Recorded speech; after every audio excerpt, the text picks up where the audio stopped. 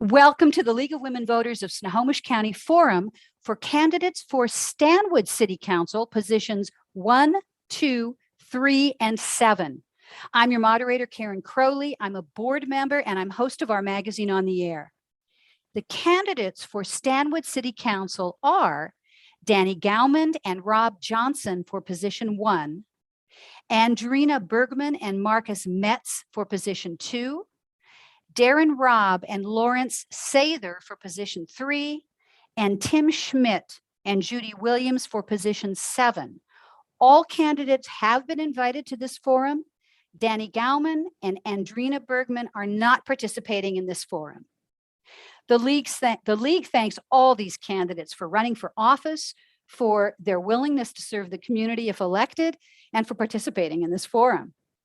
It's the policy of the league to be nonpartisan. Therefore, we neither endorse nor oppose candidates or parties. We do take positions on issues on which we've studied and on which we've reached consensus. Now, the ground rules for this forum were sent ahead of time to all the candidates. Let me briefly explain our question and answer period. Opening and closing questions have been shared with the candidates. Other questions have not been shared, but we have made each candidate aware of the issue areas that this forum intends to cover.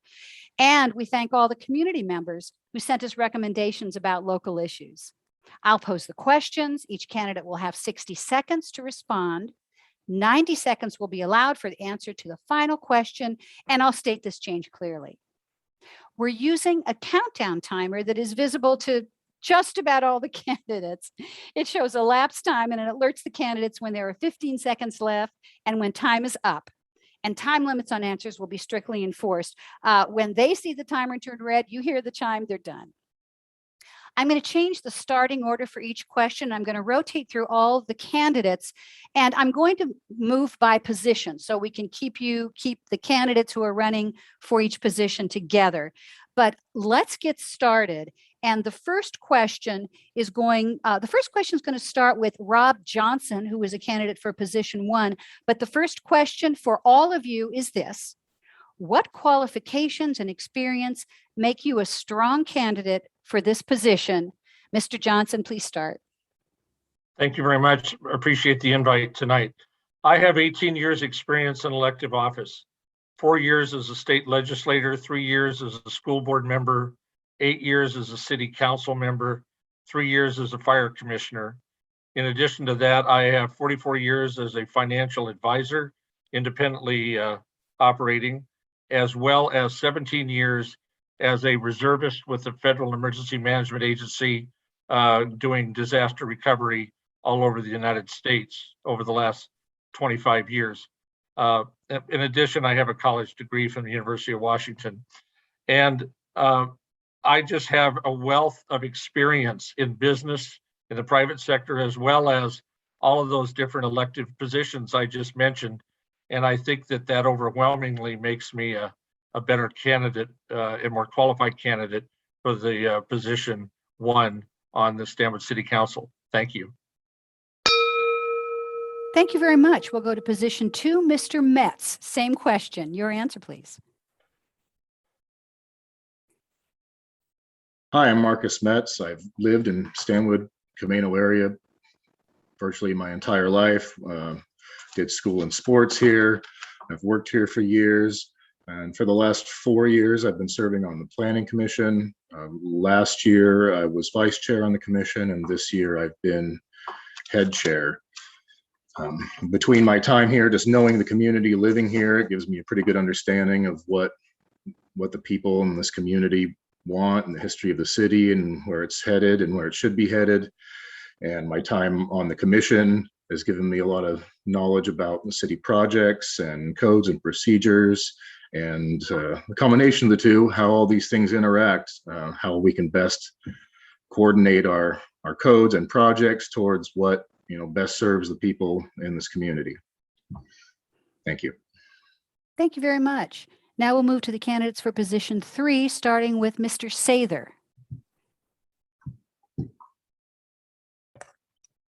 Hi, I'm Larry Sather, and I have 7 years experience on the Stanwood City Council. I have 3 degrees in speech, BA from the University of Washington, MA from Western, and PhD from Wazoo. My whole life was served as a college professor teaching communication courses. I also currently serve as the president of Peace Lutheran Church. Thank you. Thank you very much. And now to you, Mr. Robb. Yes, thank you. Good evening. So my qualifications and experience starts with my professional and my personal background. So my family's roots in the community go back several generations. My wife and I both grew up here, so we've watched Stanwood grow and evolve from the old farmette days to what it is now. And after college, we chose to raise our own kids here. Professionally, my career is in transportation policy and public administration, so I understand the environmental and growth-related challenges facing our community, and I know firsthand the responsibilities of being a steward of public funds. So with my personal history and professional background, I decided to get more involved. I was on the Standwood Planning Commission for 2 years before being appointed to City Council a little over a year ago, where I've worked to bring a creative and thoughtful approach to navigating our opportunities and challenges. Thank you very much. And now we'll move to the candidates for position 7, starting with Mr. Schmitt. Qualifications and experience, please. Hello. Quick story. I've attended in the past 4 years over 100 committee and council meetings. At this point, I am the most on-record citizen in Stanwood. I was at a committee meeting a couple of months ago, and before each meeting, you're given a packet of all the information containing the issues which are going to be discussed. I had thoroughly studied this packet beforehand, which I always do before these meetings. I was at this meeting and it was clear one of our council members had not studied that packet, and that council member was making decisions which affected all of Stanwood pretty much on an ad hoc basis. I was gobsmacked. I realized then that I was in the position to make more informed decisions than this council member who was representing the citizens of Stanwood. That's why I decided to run. Thank you. Thank you very much. And Mrs. Williams. Thank you very much. So I have spent the last 32 years of my professional career working for the same company, and that is in real estate, title insurance, and escrow. And that gives me a lot of foundational basis as to what things look like with planning and building more homes for our community. For my experience within the city of Stanwood, first of all, we moved here in 1998 and absolutely fell in love with the community of Stanwood. I worked for 3+ years on the Planning Commission before running for the City Council position number 7. I have been on that for the last 3+ years and are now running for re-election. I'm also a fire commissioner with the North County Regional Fire Authority, and have found great enjoyment on the public safety piece of this job. And Thank you very much. Thank you very much. Now we'll go to the next question. And for this, we're going to start with position number 3, Mr. Sather first. And the question is this: what are the biggest challenges facing Stanwood, and what strengths can it call on to resolve them? Mr. Sather.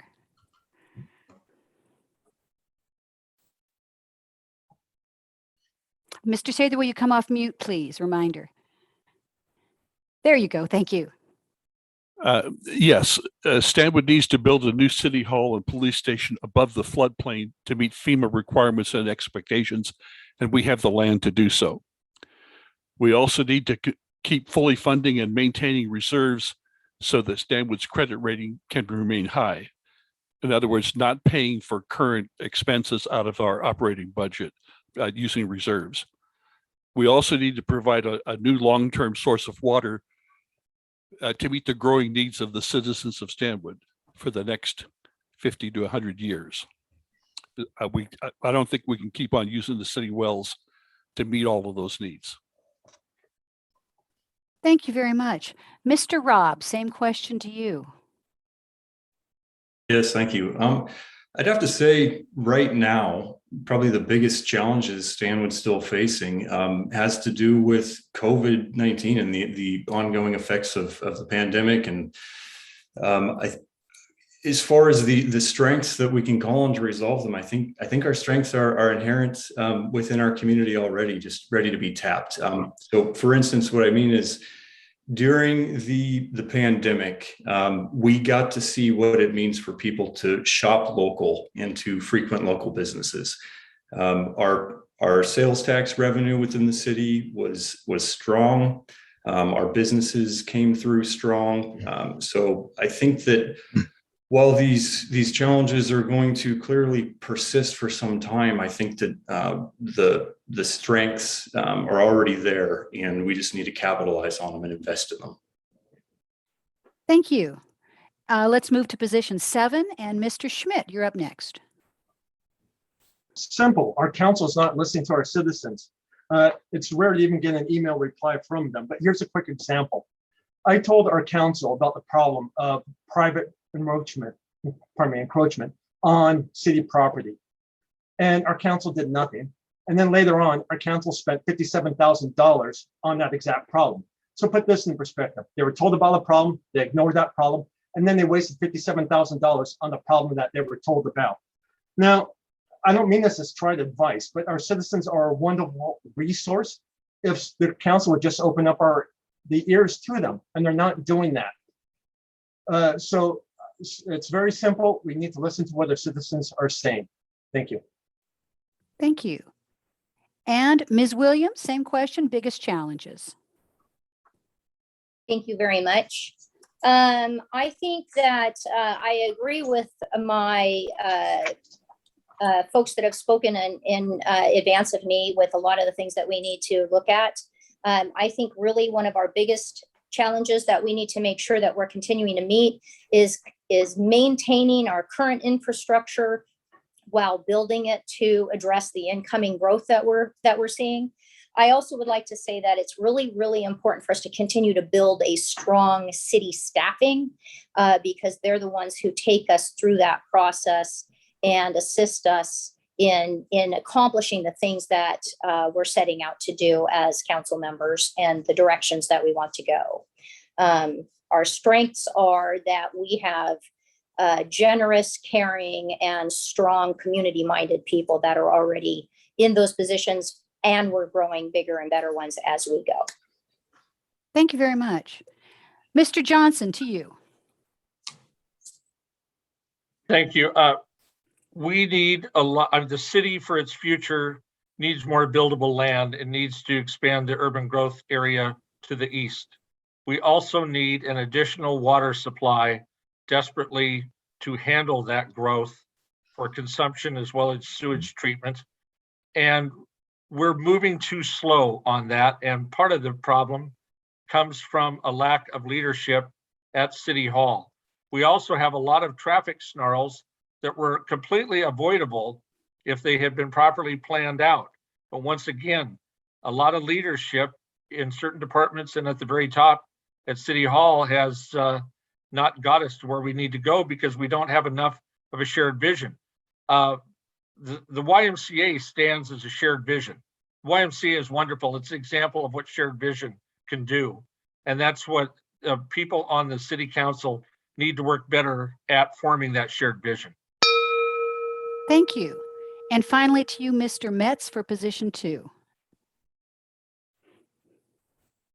I think that some of the biggest challenges facing Stanwood are managing both the growth in Stanwood itself and the effects that growth of Camino Island has in Stanwood. Our highway could be better to manage the amount of traffic that it handles to and from. I think roundabouts will be a very good solution provided that they're implemented correctly, because if they're not, then it could just potentially make it worse, like if they're too small. And I'm also thinking COVID has definitely been a huge challenge for the city. Some, especially restaurants, are having a terrible time with staffing. And I think one of the best things that we can do to help them and a lot of other businesses is to shop local. And we have a lot of community support for helping our fellow businesses, small businesses in town. And that's one of the biggest strengths that we have and one of the biggest ways that we can contribute. Thank you very much. Now we're going to move to our third question. And for this, we're going to start with position 7 candidates. And Mr. Schmitt, you will be first. And the question is this: should the city involve residents in decisions regarding budget challenges, new taxes, and/or service cuts? And if so, how should they be involved? Mr. Schmitt, we'll start with you. So definitely, as I said before, we need to listen to our citizens because our citizens have plenty of good ideas. Here's a quick story. Our city council, they raised our taxes, property taxes, to the maximum rate when I spoke out against that tax twice. Furthermore, our council, they also lowered developers' fees. So put that in perspective. They laid the highest tax burden on the citizens while making it easy for developers. There was a lot of community opposition against that, which I would have followed through on or would have listened to what the citizens are saying. Instead, our council, they put the biggest tax burden on the citizens. I was totally against that. If we just listen to them, we can follow through on our citizens' great ideas. Thank you. Thank you. And Mrs. Williams, to you.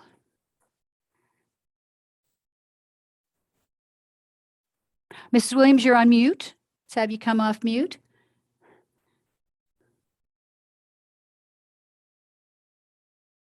And just as a reminder, the question is, should the city involve residents in decisions regarding budget challenges? Mrs. Williams, go ahead. Thank you very much. Yes, I do believe that we should be listening with our citizens and gathering their input. I will say that there are some times that decisions have to be made. We did raise our utility rates about 2-3 years ago. They hadn't been raised in over 15 years. We did raise our real estate taxes, as Mr. Schmitt has stated. However, those also hadn't been raised in a number of years. We did not. Mrs.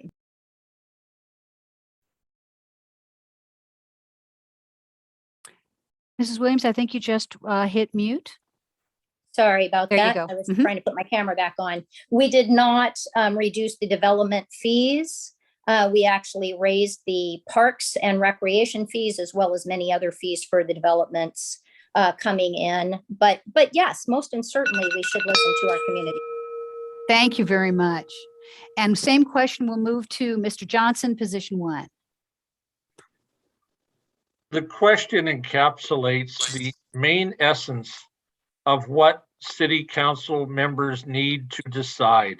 And they need to have a vision that guides that. And they shouldn't be afraid of public input. There's nothing wrong with citizens commenting. Whether you agree with them or not is not the issue. The issue is let them speak their mind, because, you know, if you have an open mind, you might hear something that really does have an impact on your decisions. But everything you do about new taxes or less taxes or service cuts, all those things are involved. I do not believe in constant advisory votes that the city council itself needs to take a vote on. I've also seen the council vote to take a vote against an advisory vote that went the other way. So anyway, I don't believe in advisory votes. I just think the council needs to make the hard decisions. Thank you very much.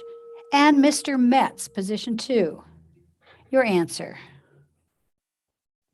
Yes, I'd love for the residents to be much more involved than they are in a lot of decisions. The whole purpose of having a council at all or a commission is to have more than one person sharing their perspective and their ideas on something, so we can collectively have a better understanding for everybody's benefit. And that's why we have so many meetings open to the public. Unfortunately, we don't really get a lot of public feedback.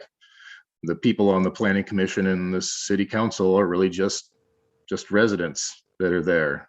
But I mean, we're the ones that are doing the most representing.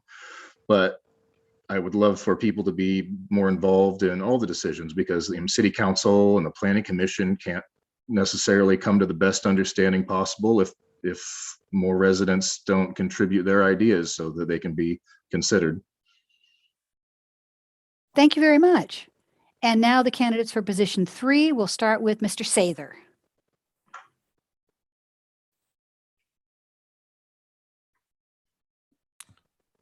The city already provides an opportunity for citizens to make citizen comments at Stanwood City Council meetings, and the city holds public hearings on issues before the city council that require public input.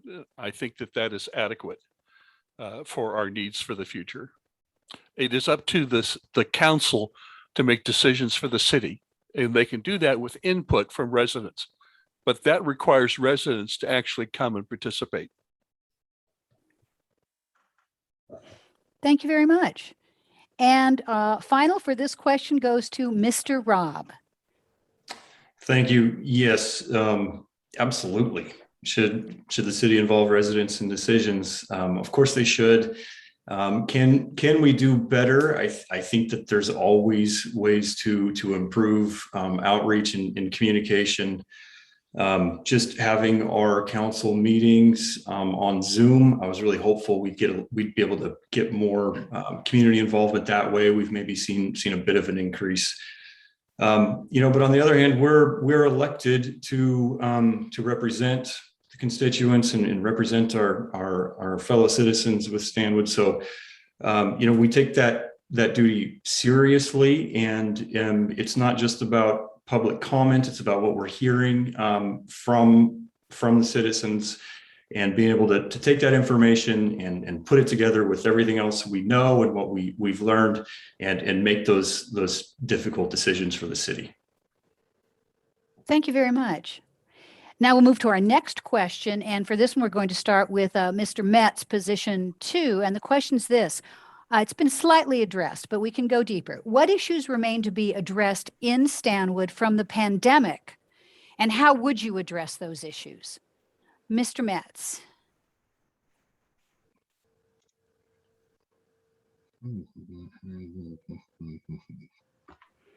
Mr. Metz? Oh, sorry. I apologize. Yep. Go ahead. Issues from the pandemic. What issues remain to be addressed, and how would you address them? I guess we didn't quite talk about that one already. You can certainly expand. Yeah, we're still having planning commission meetings on Zoom, and I don't think a lot of people know that. I was hoping we'd have more input, with a lot more people. Having things digitally gives it a lot more accessibility, and I haven't really seen people being involved as much as they could. I thought that would be like a good product of the pandemic, like getting more public input based on that. Other than that, I mean, people are really divided, and that's the main issue that I see that needs to be addressed. And I think the best way to deal with that is just more information and more understanding, so that people can have the best, most accurate information they can, and see the most point of view that they can, so that people are happier and safer in general. Because I feel like this community, which is usually a lot more allied, is pretty divided on COVID issues still, and I think a lot of that could be mitigated with better communication.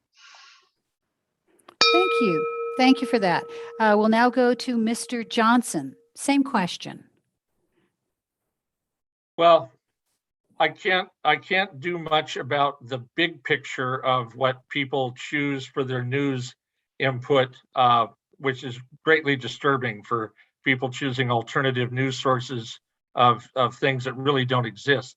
But I can say that as far as Standwood goes, we are a utility for water and sewage and streets, and we can make a difference in terms of those impacts on low-income people who might be facing houselessness, homelessness, things like that. We could do a lot more that way. We could try to work harder at trying to get broadband internet to make it easier for children to go to school remotely and people to work from home. Those are huge pandemic issues that came up during this. And then just openly support public health at every turn. I think that's what we could always do. Thank you. Thank you. Thank you for that. Now we'll go to the candidates for position 3, starting with Mr. Robb. Same question about the pandemic.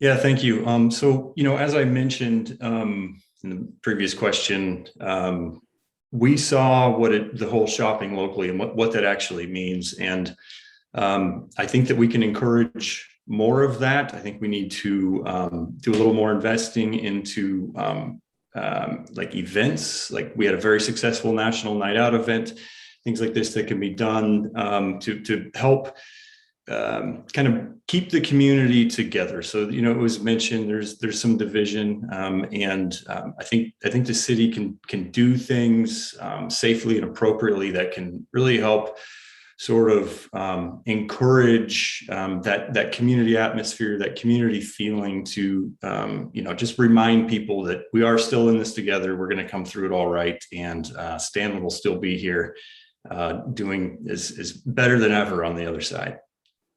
Thank you. And Mr. Sather, to you.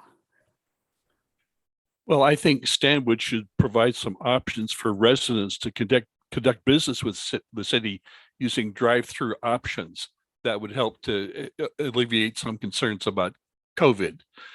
We might consider what Council Member Johnson said about the low-income people and what the city could do to help them out as well.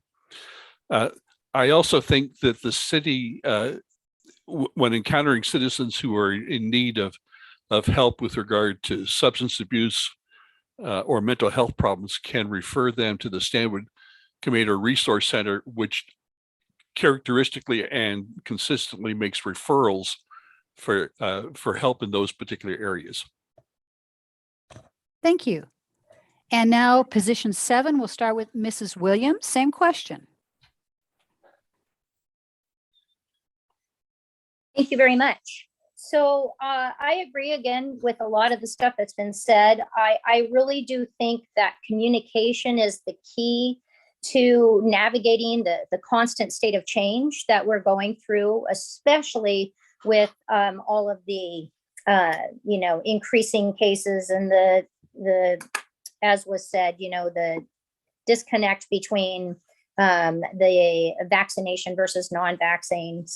And but one of the things that I believe is really going to be key is helping our citizens with all of the challenges. We have a lot of families here who can't get enough coverage for their kids to do their online schooling and online training. And we're back to school this year, but there's still a lot of people that determined that it was better to stay home and homeschool. I also like to say our summer concert events and some of those things that we did also brought in a lot of people into the community for the shop small and shop local. So that was a big boost for our businesses.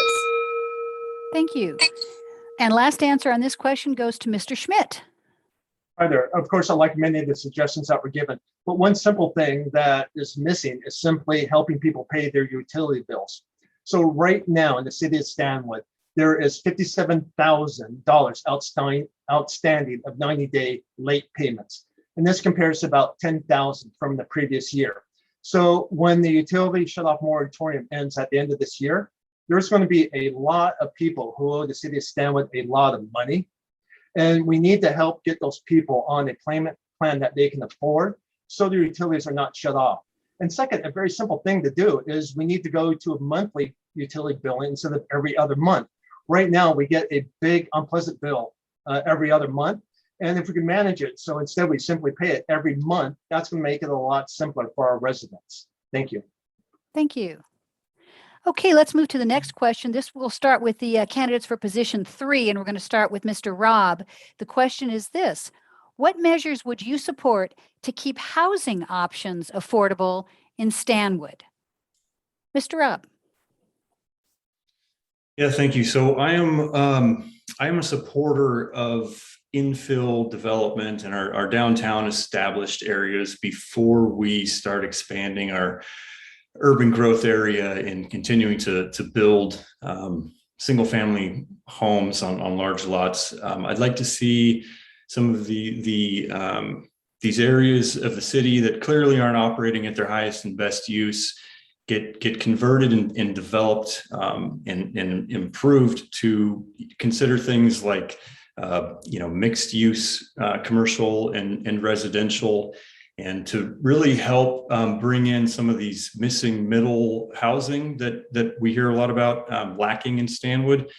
while at the same time encouraging some of the downtown revitalization and just general economic activity in some of these underused portions of the city. Thank you very much. Same question to you, Mr. Sather. The city of Stanwood should require developers to provide affordable units in any new residential developments. This would go a long way towards dealing with this problem, in my opinion. Thank you very much. Let's move to position 7. Again, question on affordable housing. Same question. We're going to start with Ms. Williams this time. Thank you. I do believe that there's a lot of work that we can be doing on the affordable housing piece. I do know that our zoning codes just changed in the past, I'm going to say maybe 4 years, to require multifamily to be included in any new platting project. So duplexes, triplexes, fourplexes, et cetera, along with the single family homes. And that's proven to be helpful. Also, I do like the mixed use for commercial as well as residential in the same building and in the same community where people are living and working in the same area. It lends to the whole vibrancy of that particular community, whether that's up on the hill or it's in downtown, is very helpful, and less stress on our streets, et cetera, if they're living and working in the same place. Thank you. Mr. Schmitt. Thank you. Of course, everyone's passionate about this issue. We've seen what happened to Arlington and Marysville as they transferred from an agricultural to suburban community, and Stanwood's making that same transformation. Now, by 2030, Stanwood has to absorb another 3,000 residents. That's the number from the state. So we want to get to decide where they go. For that, I'm in favor of 2 things. First, I'd like to better develop urban villages, as we've done like around Hagen, where we can hopefully develop a transportation center to matches it. So we go dense in that development. The second thing is to go in areas where appropriate, dense with our housing. When we go with large lots and single houses, what that really means is that some other cow pasture within Stanwood later on is going to have to be plowed down to make rooms for other houses. So if we're going to put in developments, let's go dense where feasible and practical. Thank you. Thank you. And Mr. Metz, same question to you. I believe the main factor in the affordability of housing, or the price of housing in general, is supply and demand. And the thing that makes it unaffordable for people is the lack of it, which causes bidding wars and prices endlessly going up. The more that the city can do to help development and increasing the density in the right areas will help with that. For instance, the Planning Commission is looking at an area right now which has been really restricted on what kind of residential dwellings have been allowed there. So there have just been vacant lots sitting there that haven't been able to be sold that otherwise could have homes on them. And so the Planning Commission is recommending that we allow single family homes, duplexes and triplexes there. And I think more things like this, making highest and best use of the areas and increasing density in the appropriate areas is the best thing that we can do to increase the availability of affordable housing and housing in general. Thank you very much. And last word on this question goes to you, Mr. Johnson. Thank you. As was previously said about supply and demand and housing prices, that is true whether people want to acknowledge it or not. More infill, maybe so, but I will say this, and this is what the city has got to get its head around, and that is trying to develop housing west of the railroad tracks is a dead-end street, literally and figuratively. With climate change, with higher water levels, sea rise, things like that, that's just no place to go. The city needs to get a bigger water supply in order for water and sewer treatment, and they need to move their urban growth boundaries to the east. There's 3 miles between East Stanwood and I-5, but it's south of 300th and north of 532. And all of that could be an additional extension of the city for tens of thousands of people over time. But we've got to get that clear in our head and Thank go you. there. Thank you very much. Okay, our next question, we're going to start with position 7. It'll be Mrs. Williams. You'll start this one. What's your strategy for working productively with your council colleagues and members of the public whose ideas or life experiences are different from yours? Mrs. Williams. Thank you very much. I think that the key to that is listening. A lot of times we come with our own agendas, and we're not really there to listen. We're there to get our agenda through and approved. And I don't believe that that's always the best way to do that.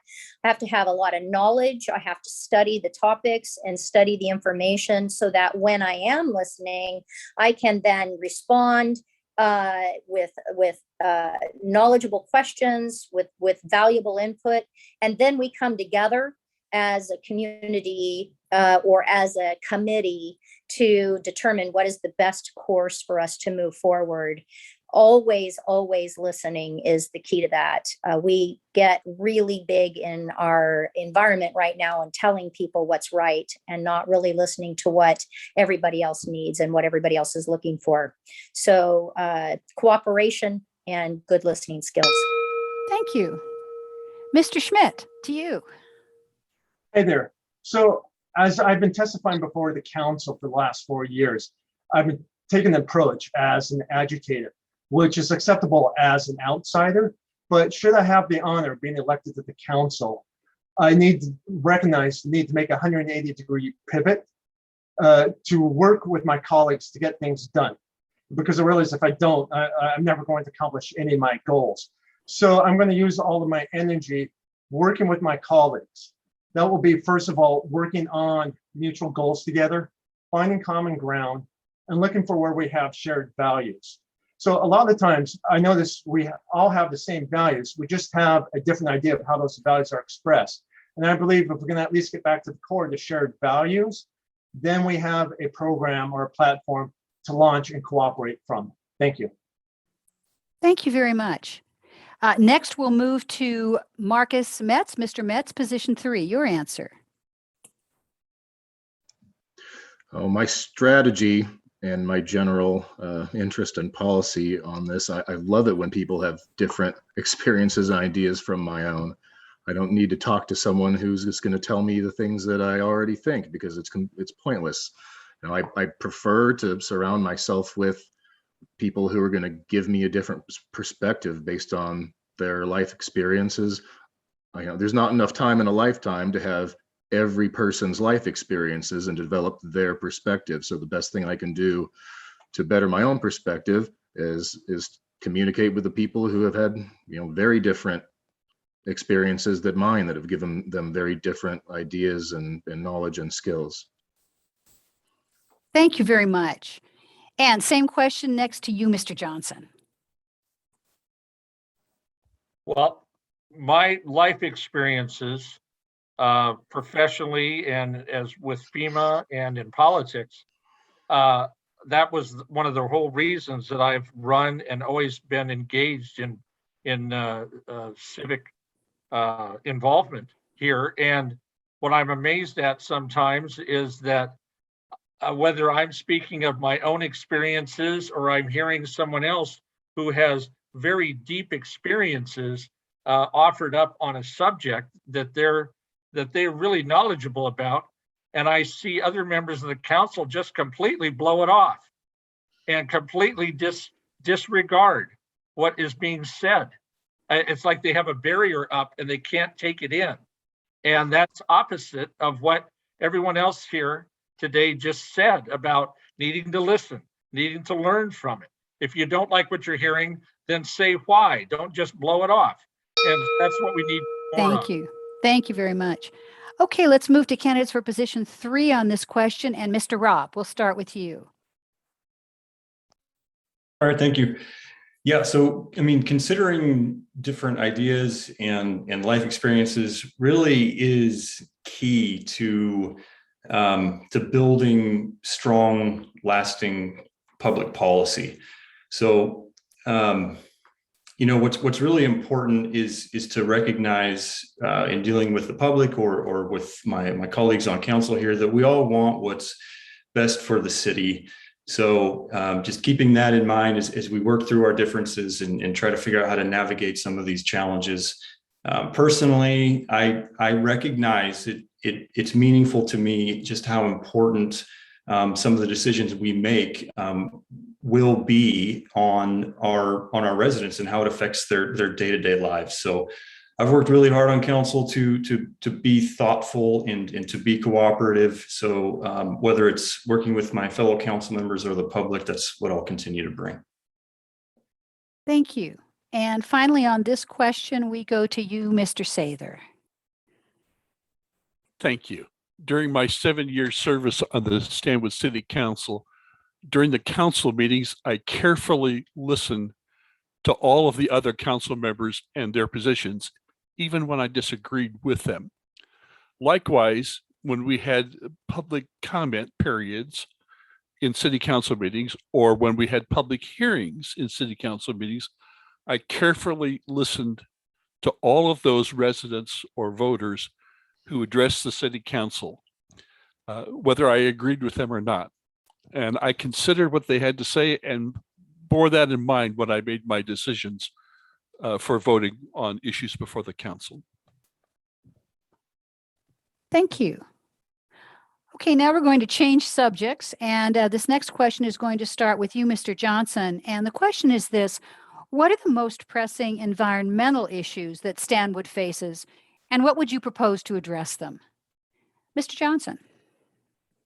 Thank you. I mentioned it briefly in my last answer, and then I said that if people want to argue whether there's climate change caused by man or not, I don't want to get into that argument so much as just to say, I think there's strong evidence that there's climate change caused by something.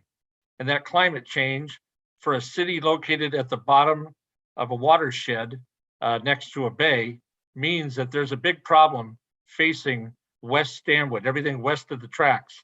And that's our most immediate long-term problem, because one after another things have to be relocated out of the floodplain. The fire station's already been relocated out. The new YMCA went up on the hill. The new high school is up on the hill. Middle school will have to be moved. In elementary school, sometime will have to be moved. It may take 25 or 30 years, but that stuff has to go up on the hill. The future of the city is up on the hill, and we need to realize that and work towards it in the long term. Thank you. Thank you. Thank you. Mr. Metz, same question to you on environmental issues. I agree that much of the biggest concern is flooding in general, and then I don't even know if this really belongs in it, but I feel like it's related. As we adopt electric vehicles more further, and the strain this will put on our electric grid, and especially as the summers get progressively hotter and the air conditioning strains the systems, and at the same time cryptocurrency mining has been a huge strain on systems. So when we have all these things at the same time, people mining crypto, heavy power costs from AC of the summer, and widespread adoption of EVs. I think this power strain is our environmental concern. We're trying to keep, and health and safety concern, keeping everything powered, keeping AC running, as we, as both the climate changes and the types of vehicles that we use is going to change wildly in the future. Thank you. Thank you very much. Let's move to same question to our candidates for position 3, and we'll start with Mr. Sather.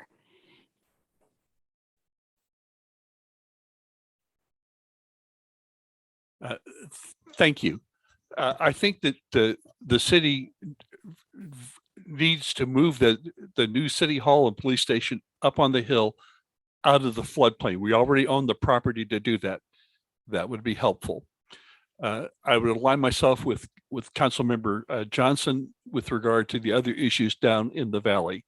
A lot of those facilities are going to need to be moved up on the hill at some point in time.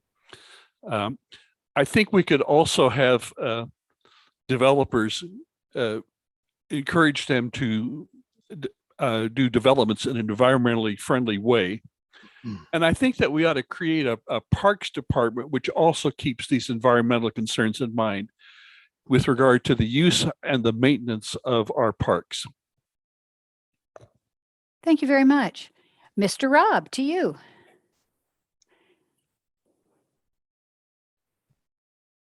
Yes, thank you. So thinking about it, I mean, so Stanwood's always been a self-contained city in a historically agricultural area, beautiful agricultural part of our county. And it's one of those things that makes Stanwood unique, but it does also have its own, excuse me, have its own challenges. So some of this has been mentioned, and I do like some of the steps the city has taken to help reduce flooding downtown. I think that's a key step.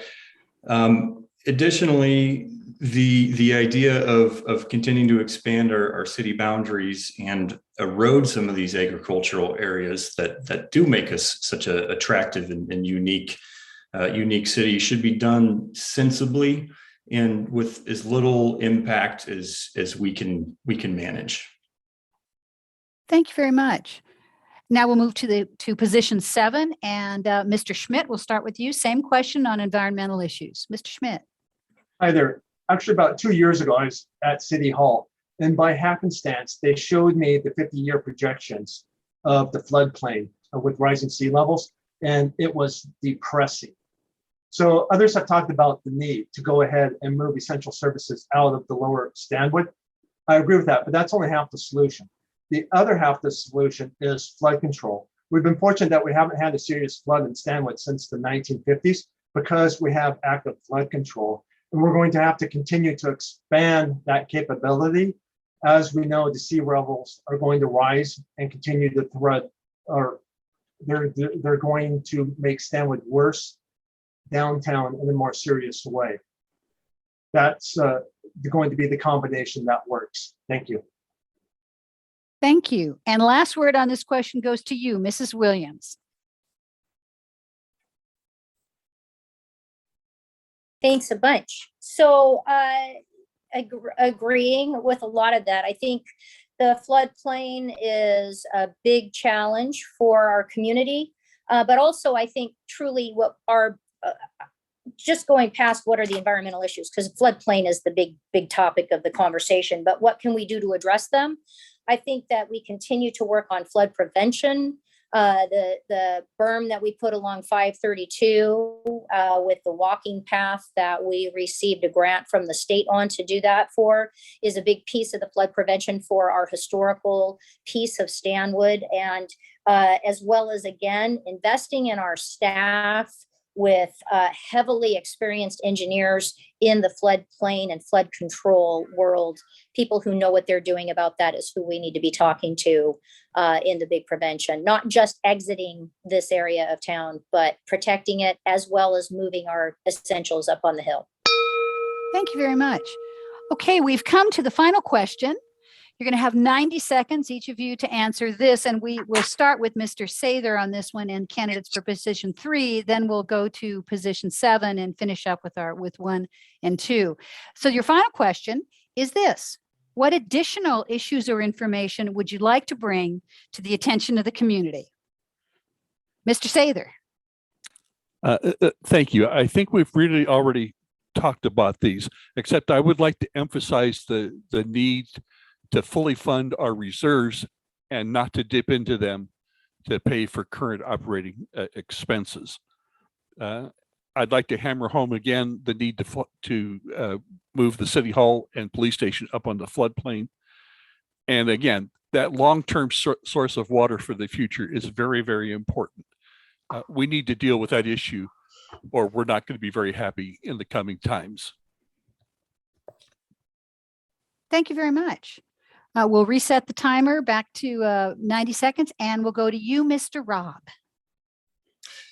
All right, thank you, and thank you for the opportunity and for putting this event together. This has been great, good conversation, good discussion. So I understand the forces of change in our region, and what's important is that we don't lose track of what makes Stanwood special. I believe we must respond and grow our way, the Stanwood way, I believe in preserving Stanwood's heritage and small town feel through smart growth and by remaining an attractive destination for small businesses. To do this, we need to invest in our historic downtown Stanwood. I think it's historic. It shouldn't be history, as some are implying. So how we do that, whether it's bringing in more community events like the successful National Night Out, or improving our sidewalks for all ages and all abilities, or revitalizing Main Street, or all of the above, I want to help foster a business-friendly, vibrant community atmosphere. This community meant a lot to me growing up, and I want Stanwood to be as important and impactful on my kids' lives as it was on mine. Thank you. Thank you very much. Now let's move to position 7. And for this last question, and we'll start with Mr. Schmitt. Thank you. The primary issue is just our council's failures. As is human nature, everyone wants to talk about their successes, but they don't like to go over their failures. So here's just one example. Did you know right now there's a plausible pathway for a manufacturing explosives company to be permitted in downtown Stanwood? And worse than that, I told our council about our downtown zoning deficiencies in 2019, and they did nothing about that. So I want you to put this together. Our council, they were told about a problem, and this problem leads to mortal danger, and then they did nothing about that problem. So this is how out of touch and tone deaf our current council is. So that's why I'm running, and we really need a new approach to our council. Thank you. Thank you. And now to you, Mrs. Williams, 90 seconds. Thanks a bunch. So, you know what? There are all kinds of additional issues that we could be discussing right now. But really what I'd like to do is talk about some of the solutions that I think we have to do things that will support our community, support the families that are moving into our town, as well as the families that are still here.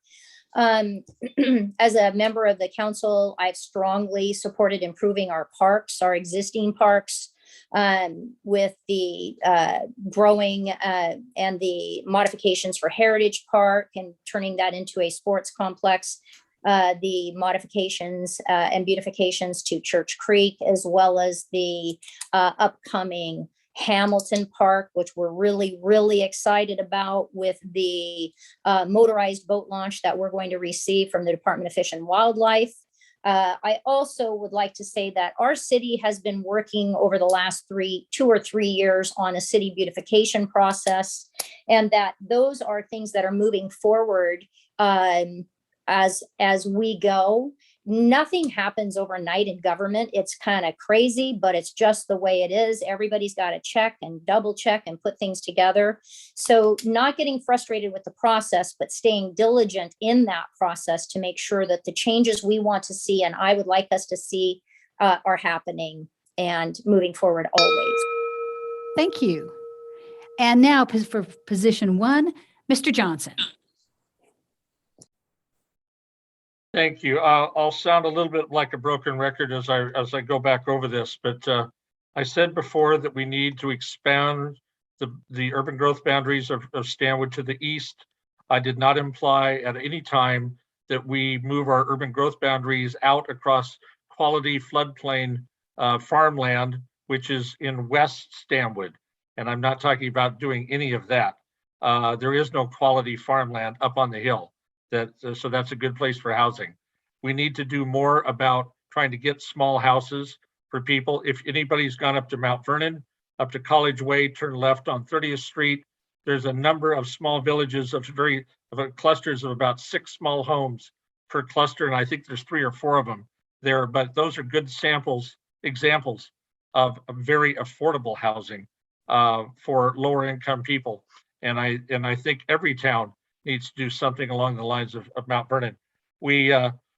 City does need a parks department, and all of the events that can tie a community together, emotionally, the concerts, the parks, things like that. The YMCA was one of the finest things that ever happened to the city of Stanwood. Those things can really create a better atmosphere in the community. More small businesses downtown will make very little difference, but big events to tie the city together will make it a better Thank you. community. Thank you. Thank you. And the final word goes to you, Mr. Metz. What additional issues or information would you like to bring to the attention of the community?